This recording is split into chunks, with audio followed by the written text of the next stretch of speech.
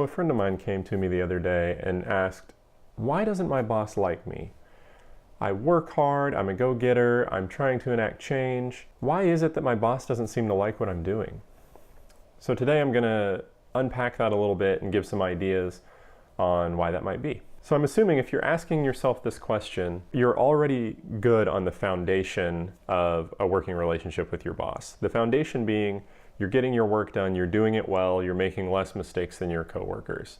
You've got to be doing that. That has to be solid before you move on to your relationship with your boss in other ways. Obviously, if you're not getting the work done, your boss isn't going to like you. That's reflecting on them. I'm assuming that there's no problem in that area if you're asking this question. So my friend says that he's a go-getter, he's working hard. The thing that catches my attention is he says he's trying to enact change. So this takes me back to a story from early in my career when I was young and didn't really think about the intricacies of the work environment before I would try to change things. So I was in a meeting, I had put together a presentation on how we could improve this software that we used. It was a project management application. It was pretty clunky, there were some obvious things that were wrong. Everybody would kind of talk about these things that were annoyances, and we were a web development team, so there was no reason that we couldn't go and fix these things. So I got people in a room and I started giving this presentation. I said, here are some things that are wrong with the application. Here are some shortcomings. Here are some things that it'd be nice if it would do that most other project management applications provide for us. I think we need to make these changes. And I got kind of a mixed response. Some people were like, yeah, that sounds good. Some other people were like, eh, and my boss just kind of sat there quietly. And I was getting a weird read from him. And being early in my career and not really having a professional empathy yet, I couldn't figure out why he was being kind of cold in this meeting. So we leave the meeting, I go back to my desk and I'm typing up notes from what we talked about. I'm going to send them out. And a coworker that was more senior than me with the company came over and he was like, hey, I like your presentation. And I said, thanks. And he said, hey, the boss built that application. And there it was. I had not even considered that when I'm critiquing an application that we use, there's a good chance that one of my coworkers built that application. And there's also a good chance that that coworker is in the room with me. So that's something that I totally missed. When you're enacting change, you have to be mindful and considerate of who built the process that you're wanting to change. Every process is going to have inefficiencies. Nothing's perfect. But imagine that you rebuild what you're working on. You do all the legwork, you have all the meetings, you navigate the politics, the office politics, and you push through your change. 2 years later, you've been promoted to a senior position because you're awesome. And this intern comes in and he calls a meeting.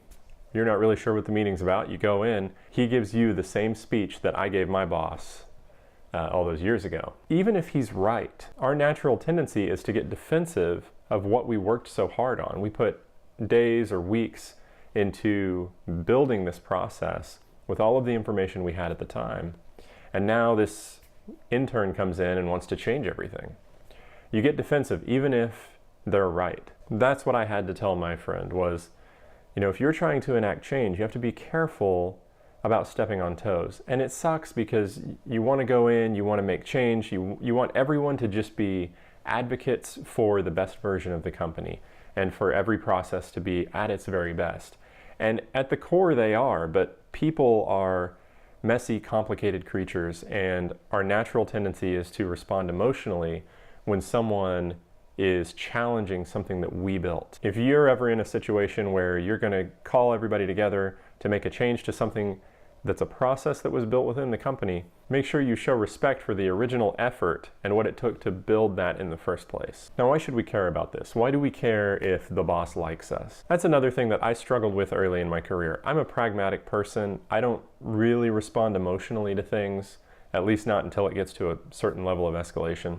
So I had trouble and I would get frustrated thinking, well, why do we all have to like each other and be friends? Why can't we just work hard and do what's best for the company and go home at the end of the day? Well, ultimately, if you want to advance in your career, you want your boss to like you. And this may sound obvious, but let me break it down a little bit to explain why I say that. You have to think of it like this. If your boss is going to promote someone, who are they going to choose? They've got people they like. They've got people who do the best work.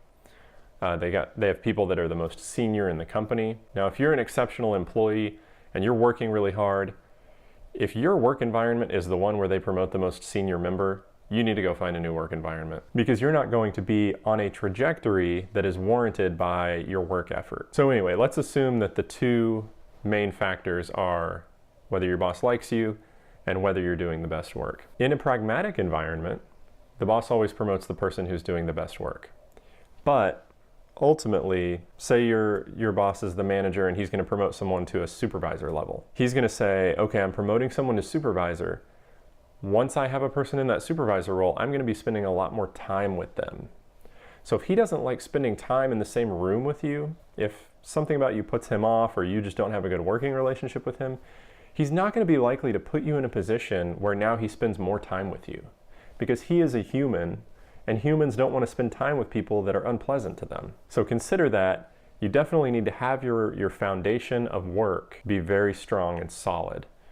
But the next step is you have to make sure that your boss enjoys being in the same room with you, at least a little bit. You don't have to be best friends, but in terms of you and your coworkers, you want to be one of those top few as far as how he feels being in the room with you. So a good analogy I heard is, a great way to know how at the core how you feel about someone is when you get a phone call and you look and you see their name on your phone. What's the first feeling you have? Is the first feeling, oh man, now I have to deal with this phone call? Or is the first feeling, oh yes, I've been looking forward to having a conversation with that person? So think about it in terms of that. How does your boss feel if he gets a phone call from you? Or, in terms of a work environment, how does your boss feel if she gets a message from you or an email from you? Is she going to roll her eyes because she doesn't want to deal with another email from you? So think about those things. Think about how you can build a relationship with your boss, and recognize that it's critical to have a strong relationship, both to be effective in your work and also if you want to advance in your career under that person. So that's really all I have today, guys. If you liked this video, hit the like button. If you're new here, please consider subscribing so that you can get more content like this.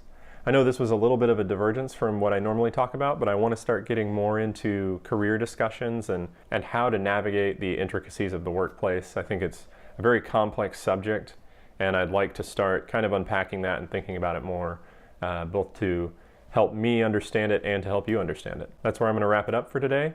You guys have a great day, and I'll see you tomorrow.